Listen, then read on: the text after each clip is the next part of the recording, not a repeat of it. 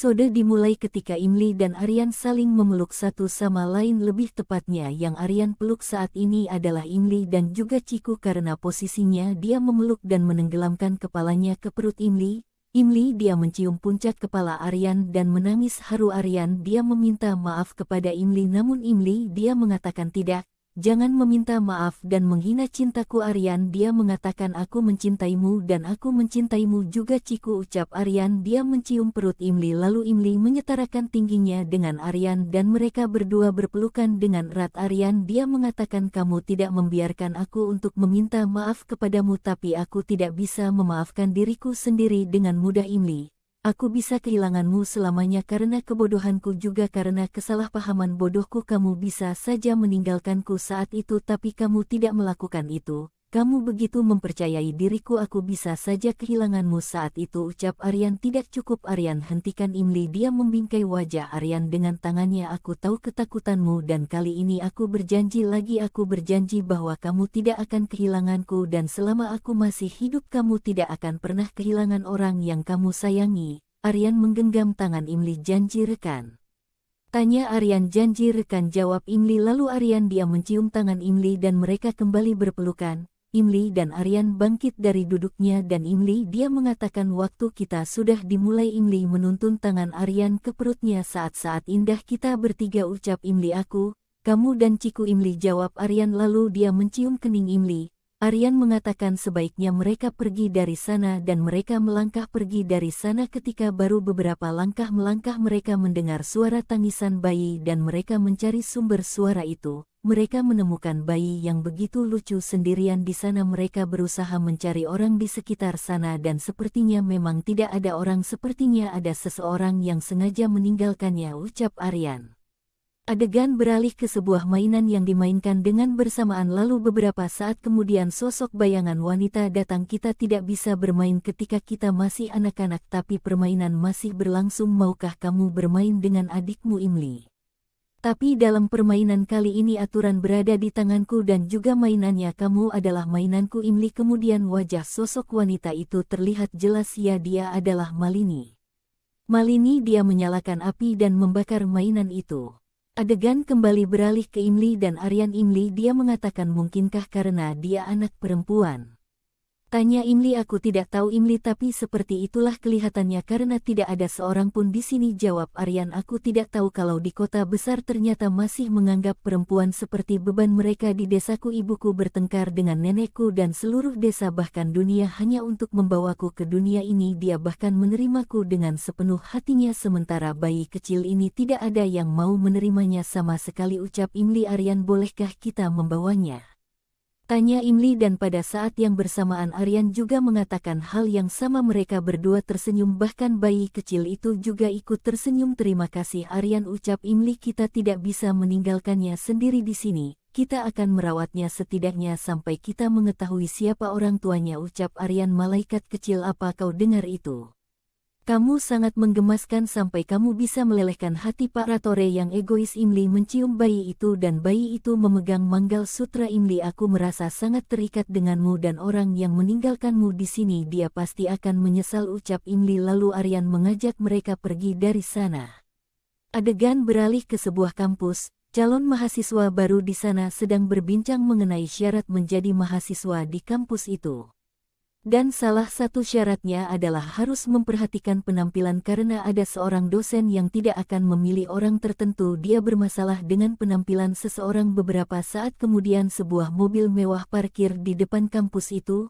Orang yang dalam mobil itu keluar dan seorang anak kecil meminta uang namun dia tidak mempedulikan anak kecil itu. Dia masuk ke dalam kampus. Wanita itu tak lain adalah Malini. Adegan beralih ke kediaman Ratore Arpita. Dia menjelaskan semua yang terjadi kepada Narmada dan Narmada tentu saja terkejut. Dia tidak menyangka bahwa Jyoti akan melakukan semua ini. Dia menculik Aryan dan bahkan ingin membunuh Imli juga. Narmada dia juga bertanya mengenai Khairi dan Sundar. Dia mengatakan bahwa Khairi sudah pulang ke Pakdandia karena Jyoti begitu menyakitinya. Narmada cemas. Dia bertanya mengenai keberadaan Imli dan Aryan dan tepat pada saat yang bersamaan Aryan datang. Narmada langsung memeluknya dengan erat. Apa kau baik-baik saja? Apa semuanya baik-baik saja? Di mana Imli? Aru apa Ciku kita baik-baik saja? Tanya Narmada. Belum sempat Aryan menjawab, Imli datang dengan menggendong seorang bayi di tangannya. Semua tentu saja terkejut melihatnya. Preeta, dia mengatakan bibi biru mereka pergi berapa lama? #gulungan waktu yang begitu cepat. Bagaimana mereka membawa bayi itu dengan begitu cepat? Tanya Preeta. Preeta, dia bukan Ciku, ucap Imli. Lalu bayi siapa dia? Tanya Narmada. Bu, kami menemukannya di tempat kami pergi. Dia menangis sendirian. Kami tidak melihat siapapun di sana, jadi kami berpikir untuk menjaganya setidaknya sampai kami mengetahui siapa orang tuanya. Ini semua kami lakukan demi keselamatannya, jelas Aryan. Adegan kembali ke Malini. Dia menemui calon mahasiswa yang berpenampilan seperti gadis desa itu. Dia mengambil formulir gadis itu dan merobeknya tepat di hadapannya. Kenapa kamu merobek formulirku? Aku adalah pelajar yang baik, ucap gadis itu. Aku sudah menyelamatkan kampus ini. Malini, dia mengingat Imli. Apa sekolah di desa menganggap enteng perbedaan? Mengapa penduduk desa selalu memiliki mimpi yang besar? Pakaian sederhana ini, pakaian ini, mengapa kamu selalu berperan sebagai korban? Siapa yang memberimu hak untuk datang dari desa kecil dan bermimpi besar? Berani sekali kamu. Biar aku tebak, kamu datang ke sini pasti dengan restu kedua orang tuamu, benar? Seluruh desa mengagumimu kan? Dan aku juga yakin kamu membawa patung dewi kecil yang begitu kamu percayai kan? Katakan iya atau tidak. Aku minta maaf, tapi kamu tidak perlu berpura-pura menjadi begitu kurang mampu dan polos dan mengambil tempat orang lain di institutku. Aku tidak akan mengizinkanmu, ucap Malini. Dia merobek kertas formulir itu di depan gadis itu. Ya, Malini mengatakan semua itu sebari mengingat Imli. Karena Imli, dia begitu membenci orang desa. Adegan beralih ke keluarga Ratore. Semua mengagumi bayi kecil itu. Ya Tuhan, aku bahkan tidak mengambil buah yang sudah jatuh dari pohon dan kamu membawa bayi asing dari jalanan. Apakah kamu pikir rumah ini adalah panti asuhan?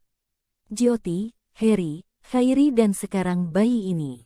Lupakan untuk mengetahui keluarganya, bahkan kita tidak tahu siapa namanya. Bagaimana kamu bisa membawa seseorang ke rumah dan memberi mereka perlindungan? Tanya Nela. Ya bibi, itulah yang ibu ajarkan kepada kami sebelum kita membantu seseorang. Kita tidak boleh melihat identitas mereka. Kita juga tidak mengatakan bahwa dia akan menjadi milik kita. Kita hanya membantunya dan itu adalah keputusan mereka berdua. Bahkan aku akan keberatan. Sudah banyak orang yang tidak berguna di rumah ini, ucap Aryan. Narmada, dia menghentikan Aryan karena sudah keterlaluan. Tapi itu benar kan bibi? Tanya Aryan. Iya benar Ari, baby, ada kesalahan dalam perhitunganmu. Tidak semua orang lucu seperti bayi ini. Jadi bayi ini akan menjadi keluarga baru, bukan begitu bibi? Tanya Preeta. Dia mendekat ke arah bayi itu dan tersenyum. Adegan kembali beralih ke Malini. Dia mengatakan, apakah kamu tidak bangga dengan identitasmu? Itu sebabnya kamu memiliki bahasa dan penampilan yang sama. Jika kamu penduduk desa sangat mencintai desamu, lalu kenapa kau pergi dari sana? Ingat satu hal, kamu tidak bisa pindah ke kota untuk mengubah hidupmu. Kembalilah ke desamu. Permisi, ucap Malini. Dia membuang kertas itu ke tempat sampah dan ia ingat, ini kamu berasal dari desa, kamu tidak akan pernah menjadi salah satu bagian dari kami, ucap Malini. Lalu seorang dosen lain menghampirinya. Bu, mengapa Anda bergabung begitu cepat setelah kepergianmu? Tanya pegawai itu. Hanya karena aku seorang ibu tunggal. Itu bukan berarti aku akan memanfaatkannya. Apa yang diperlukan dari orang-orang seperti mereka? Aku hanya ingin menjadi contoh yang baik untuk bayiku, jawab Malini. Pegawai itu mengucapkan selamat bergabung kembali kepada Malini. Lalu setelah itu dia dan seluruh calon mahasiswa pergi dari sana. Malini, dia mengatakan dalam hatinya, Imli, kamu pasti sudah menerima hukuman atas apa yang kamu perbuat dan sejauh yang aku kira kamu akan menganggapnya dengan pikiranmu. Sekian sinopsis Imli kali ini. Maaf jika banyak typo dalam penulisan sehingga membuat kata-kata juga menjadi kurang jelas. Terima kasih sudah menonton video ini. Jangan lupa subscribe channel ini karena satu subscribe dari kalian sangat berarti buat channel ini. Terima kasih dan sampai jumpa di video berikutnya Sobat Boli.